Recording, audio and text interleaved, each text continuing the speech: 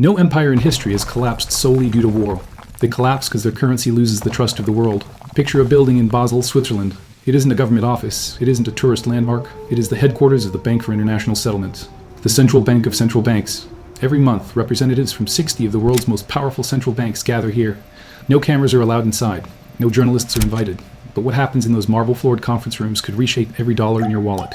While the public is fed narratives about interest rates and soft landings, the private discussions have shifted fundamentally. These bankers are no longer debating if the US dollar will lose its dominance. They are running stress tests for when it happens. Documents from these conferences reveal detailed contingency plans for managing global trade without American currency. This is no longer theoretical, it is operational. The World Gold Council's 2025 survey shows that 73% of central banks plan to reduce their dollar holdings over the next 5 years. Why would they do that? Unless they expected the dollar's value to change dramatically. The people who control the global money supply are quietly building an exit door, and they are leaving the American public locked inside the burning building of dollar hegemony. To understand why the global financial architecture is shifting, we must first understand where these decisions are actually made. They do not happen in the White House Situation Room. They do not happen on the floor of the New York Stock Exchange. They happen in a cylinder-shaped tower in Basel, Switzerland, known as the Bank for International Settlements. For the average American, the BIS is an unknown entity. In the world of high finance, it is the ultimate authority. Its legal status is unique in international law. The BIS headquarters is technically sovereign ground. It is not subject to Swiss laws, and certainly not subject to American oversight. Its assets cannot be seized, its officials have diplomatic immunity, and its operations are shielded from the prying eyes of global regulators. It is the perfect environment for discretion. What makes the recent activity at the BIS so alarming is not the secrecy itself. Secrecy has always been part of the banking protocol, but the fundamental shift in the agenda of these secret meetings. According to the BIS's own meeting schedules, the focus has moved beyond typical monetary policy discussions about interest rates that affect our credit cards. They have evolved into crisis preparation sessions. 5 years ago, the concept of a post-dollar world was considered a fringe theory, discussed only by gold bugs and economic doomsayers. Inside the marble-floored conference rooms of Basel, mentioning the end of dollar dominance was viewed as diplomatic heresy. But that taboo has been shattered. Recent Federal Reserve meeting minutes suggest that private conversations have shifted from exploring possibilities to coordinating implementation timelines. The question is no longer what if the dollar fails. The question has become how do we operate when it does? We must distinguish between a standard recession and the nightmare scenario keeping these central bankers awake at night. They are not panicking about a stock market crash. They have tools to fix that. They are stressing over a structural collapse where the US dollar loses its grip as the global reserve currency within the next decade. This is a scenario where the tools of the Federal Reserve stop working, because the world stops wanting the currency they print. This explains the deafening silence from public figures. When Federal Reserve Chair Jerome Powell or ECB President Christine Lagarde appear on mainstream news, they speak of inflation targets. Why? Because revealing these preparations too early would trigger the very financial chaos they are trying to prevent. Imagine if the chairman of the Fed went on national television and admitted, "We are preparing for a world where your dollars are no longer the standard for global trade." The result would be an immediate run on the dollar, hyperinflation, and a collapse of US Treasury bonds. Therefore, the public narrative must remain calm, while the private actions become increasingly urgent. Documents from these central banking conferences reveal that institutions have developed detailed contingency plans for managing international trade without American currency. We must view this through a lens of cold realism, not emotional patriotism. This is not necessarily an act of betrayal by our allies. It is an act of survival. Central bankers are, by nature, risk managers. They look at the United States, with its $35 trillion, 0 cents debt, its weaponization of sanctions, and its political volatility, and they see a liability. When a risk manager sees a liability, they hedge. They build back doors. They create redundancies. The 60 central banks meeting in Switzerland are essentially buying fire insurance on the American economy. They are not plotting to destroy the dollar. They are simply ensuring that their own nations do not go down with the ship if the dollar sinks. This psychological shift in the global banking elite is the precursor to physical action. Once the mindset changes from trusting the dollar to hedging against the dollar, the capital starts to move, and as we will see, this is no longer just a discussion in a Swiss boardroom. The plans drafted in Basel have already moved to the implementation phase. The architects of the global system have decided the dollar is a single point of failure they can no longer afford to tolerate. If the secret meetings in Basel are the motive, we must now look for the weapon. For years, skeptics were dismissed for suggesting that central banks were plotting against the dollar, but today we don't need to speculate. We have the receipts. The most damning piece of evidence comes from an institution that values stability above all else. The World Gold Council. Their 2025 survey provides a statistic that should be front-page news in every financial journal in America. It reveals that 73% of central banks plan to reduce their dollar holdings over the next 5 years. Read that again. Nearly 3/4 of the entities responsible for global economic stability are actively planning to dump the US dollar. Why would they do that unless they expected the dollar's value to change dramatically? This is not a subtle portfolio adjustment. It is a vote of no confidence. It is a mathematical confirmation that the custodians of global wealth believe the dollar's best days are behind it. But the plan goes deeper than just selling bonds. It involves building a new architecture. The Bank for International Settlements has issued guidance to member institutions on developing dollar alternatives through their Innovation Hub projects. Do not let the corporate buzzwords fool you. Innovation Hub sounds like a friendly Silicon Valley incubator. In reality, these are engineering workshops for de-dollarization. These aren't academic papers. They are practical blueprints for transitioning away from the currency system that currently determines whether you can afford gas, groceries, or a vacation abroad. The BIS is not funding research into better banking. They are funding the construction of an escape tunnel. The urgency of this construction is what reveals the true intent. According to recent Federal Reserve meeting minutes, private conversations among central bankers have shifted from exploring possibilities to coordinating implementation timelines. When the people who control global money stop asking what if and start asking how soon, we have passed the point of theoretical debate. We are witnessing a transition from the planning phase to the operational phase. But why? Why are our allies and trading partners suddenly in such a rush to exit the system that has governed global trade since 1944? The answer lies in trust, or rather, the lack of it. The turning point was not economic. It was geopolitical. When the United States utilized the dollar as a weapon of war, sanctioning Russia and freezing its foreign reserves, it sent a shockwave through the global south. Nations like Saudi Arabia, Brazil, and China looked at those frozen assets and realized a terrifying truth. Their national savings were not money. Central banks realized that relying on the dollar was a national security risk. The BRICS alliance, and even neutral nations, began conducting joint exercises that simulate coordinated responses to financial sanctions. They are not just building alternatives to our monetary system. They are preparing to defend against economic warfare. The US government knows this is coming, but they are not broadcasting it on the evening news. To admit that the weaponization of the dollar backfired would be political suicide. Instead, they watch as the world builds a redundant financial grid. This new grid is designed with one specific goal: optionality. The objective isn't necessarily to destroy the dollar overnight, but to make it optional rather than required. They are building a world where a country can buy oil, sell wheat, or build infrastructure without ever touching a US bank account. The blueprint is complete, the architects have signed off, and as we are about to see, the machinery required to execute this blueprint, the digital weapons that will sever the dollar's lifeline, are already being deployed in the real world. The theory is over, the technology is now live.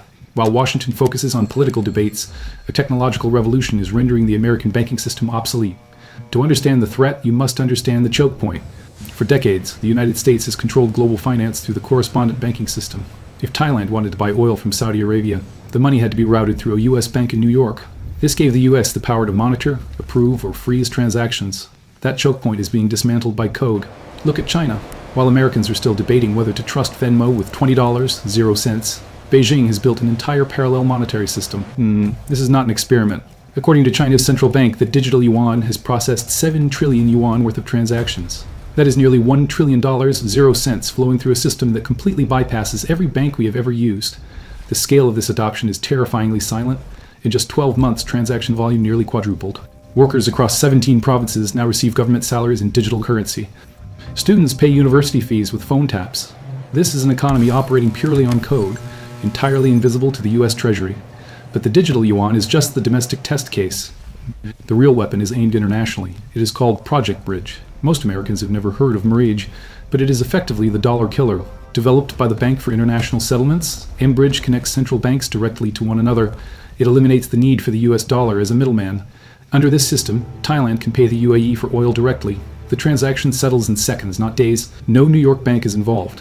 No US oversight is possible. This is not a concept car. The BIG has confirmed that mBridge has reached the minimum viable product stage, meaning it is capable of handling real transactions between central banks in real time right now.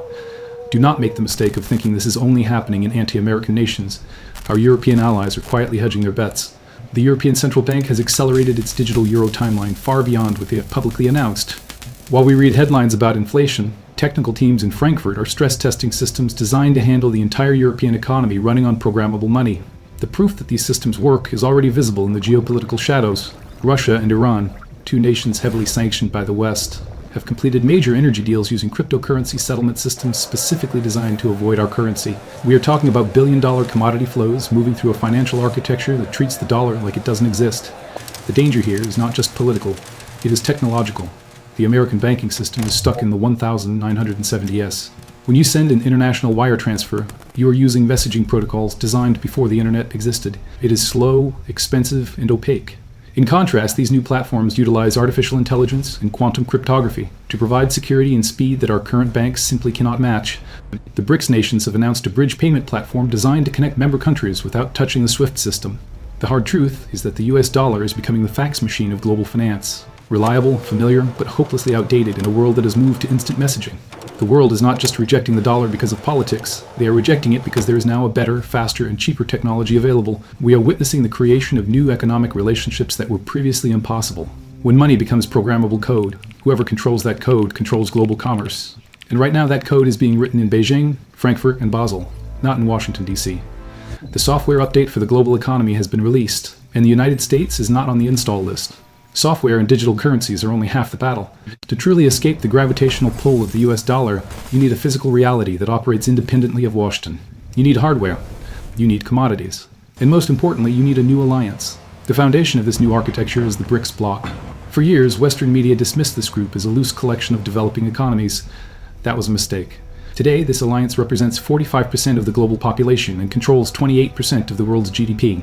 This is not a social club, it is an economic superstructure, capable of self-sustaining trade without Western participation, but an alliance needs a nervous system to function. Currently, deep beneath the Indian Ocean, fiber optic cables are being laid along routes that connect Asia, Africa, and the Middle East, without passing through traditional Western communication hubs. This detail is critical. Most global financial data currently flows through cables that the US intelligence community can monitor.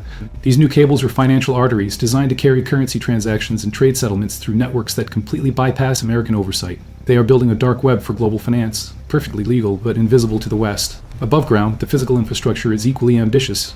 In Singapore, Asia's largest clearing and settlement facility is rising from reclaimed land. When completed, this building will process international transactions worth trillions of dollars annually without routing through New York or London. Similarly, Hong Kong's financial district has been quietly transformed by data centers that house the technical infrastructure for cross-border payment systems that don't need dollars. These facilities act as the plumbing for a new financial world, maintaining real-time connections to central banks across Asia and the Middle East 24 hours a day. This infrastructure extends to the most vital commodity of all, energy. In the United Arab Emirates, strategic petroleum reserves are under construction that can price and settle oil transactions in yuan, euros, or local currencies. These facilities create physical markets where energy can be bought and sold without dollar pricing affecting the cost. This is a direct challenge to the petrodollar system that has underpinned American economic power since the 1970s. However, cables and clearinghouses are useless without collateral. Trust requires an asset that cannot be printed or sanctioned. This explains the unprecedented behavior in the gold market. Pressure banks are not just dabbling in alternative assets, they are aggressively returning to the oldest form of money. In 2024 alone, central banks bought over 1,000 tons of gold for the third consecutive year. This is not a standard portfolio adjustment, it is a synchronized defensive strategy. According to World Gold Council surveys, BRICS central banks synchronize their gold purchasing programs to maximize impact. Look at Poland. In just 2 years, Poland increased its gold reserves from 13% to 20%. Turkey, Kazakhstan, and the Czech Republic have followed similar patterns. These are rapid structural shifts away from dollar-denominated assets like U.S. Treasury bonds. When a central bank sells U.S. debt to buy gold, they are explicitly stating that they trust a yellow metal more than the full faith and credit of the United States government. The sheer scale of capital expenditure proves this is irreversible. Conservative estimates suggest over $200 billion, 0 cents, has been committed to financial infrastructure projects specifically designed to reduce dollar dependence. In the world of institutional finance, this is known as CapEx, or capital expenditure. You do not spend $200 billion, 0 cents, on a backup plan. You spend it on a replacement system. The world is not just thinking about leaving the dollar system. They have poured concrete, laid cables, and filled vaults to ensure they can leave. The rails are built, the trains are running, and for the first time in 80 years, the tracks do not lead to New York. The physical architecture of a post-dollar world is now complete, and the economic consequences are about to come home to the American consumer. So far, we have discussed cables, gold vaults, and banking protocols in foreign cities. You might be asking, why does this matter to me in Ohio, Florida, or Texas? It matters because the standard of living in the United States has been artificially subsidized for decades by a concept economists call exorbitant privilege. Since World War II, the United States has been the only country in history that could print unlimited amounts of money without immediately suffering hyperinflation. Why? Because the world had an insatiable appetite for dollars to buy oil and conduct trade. We exported inflation. They sent us cheap goods. It was the ultimate economic cheat code. But that privilege is evaporating. The first sign is not political, it is corporate. Major international companies are rational actors. They care about profit, not patriotism. Right now, they are doing the math and realizing the dollar is becoming a liability. Major German automakers are restructuring billion-dollar procurement deals with Chinese partners to settle entirely in euros and yuan. These are not small experiments. Entire production lines for the electric vehicle you might buy next year now operate through currency arrangements that never involve dollars. Why? Because eliminating dollar conversion fees saves them hundreds of millions annually. When major manufacturers can operate more efficiently without dollars, global demand for our currency naturally decreases. Even major shipping companies have discovered that accepting payments in multiple currencies is more profitable, eliminating the dollar conversion costs that used to be built into every price we pay. The most critical blow, however, is in the energy markets. This directly affects the price you pay at the gas pump. According to energy trade reports, Russia's energy exports to China and India now exceed $100 billion, 0 cents annually in non-dollar settlements. That is, $100 billion, 0 cents worth of demand for the US dollar that has simply vanished from the global ledger. The oil flowing to your local gas station might have been paid for in UN or rupees, completely bypassing the dollar-based pricing that once guaranteed American influence over global energy costs. So what happens when the world stops hoarding dollars? Those dollars have to go somewhere. They come home. For decades, we exported our inflation to foreign central banks. As they sell off their dollar reserves to buy gold or UN, those trillions of dollars flood back into the domestic US economy. This triggers a structural shift in inflation. We are not talking about the temporary price hikes of 2022. We are talking about a long-term devaluation of purchasing power. Think about your daily consumption, the electronics in your living room, the coffee in your kitchen, the clothes in your closet. These are imports. Currently, they are relatively cheap because the dollar is artificially strong. When the dollar loses its status as the exclusive global reserve currency, its value drops to match reality. Suddenly, that $1,000 0 cents iPhone costs $1,500, 0 cents. The $4 0 cents gallon of gas becomes $6, 0 cents. Not because oil is scarce, but because your money is worth less. This brings us to the most painful reality, your retirement. Most American retirement portfolios, including 401ks, are heavily exposed to U.S. Treasury bonds and dollar-denominated assets. These assets rely on foreign central banks acting as the buyer of last resort. When Poland, Turkey, and China stop buying U.S. debt to buy gold instead, who fills the void? No one. Bond prices fall, yields spike, and the value of the safe portion of your retirement portfolio evaporates. Central banks worldwide have fundamentally altered their reserve strategies in ways that directly impact our investments. They are executing rapid structural shifts away from the dollar-denominated assets that anchor our pension funds. Let's be clear. The US dollar is not going to hit zero tomorrow. The system will not collapse overnight. But the era of the free lunch is over. The automatic subsidy that allowed Americans to consume more than they produced is being systematically dismantled. The discount window is closed. For the first time in our lives, Americans will have to pay the real price for their lifestyle. Without the cushion of global currency dominance, the subsidy is gone and the bill is coming due. The game hasn't just changed, the board has been thrown out, and most Americans are still trying to roll the dice. We have crossed the point where this transition has become inevitable.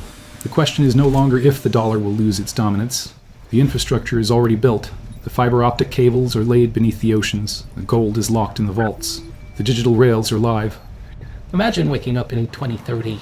You travel to Europe, and you discover that your dollar is merely one option among many, and perhaps not the preferred one. The exorbitant privilege that allowed us to live beyond our means is evaporating. This is the classic boiling frog scenario. While most Americans remain distracted by domestic political theater and social media debates, the foundation of their economic power is being systematically dismantled abroad. We are debating the paint color on the house while the neighbors are removing the foundation. The era of easy money is over. The world is defaulting to non-dollar arrangements. The only question remaining is not whether the game will change, but whether you will recognize the new rules before it is too late. History shows us that financial systems do not last forever. They evolve or they die. The evolution has started. Pay attention.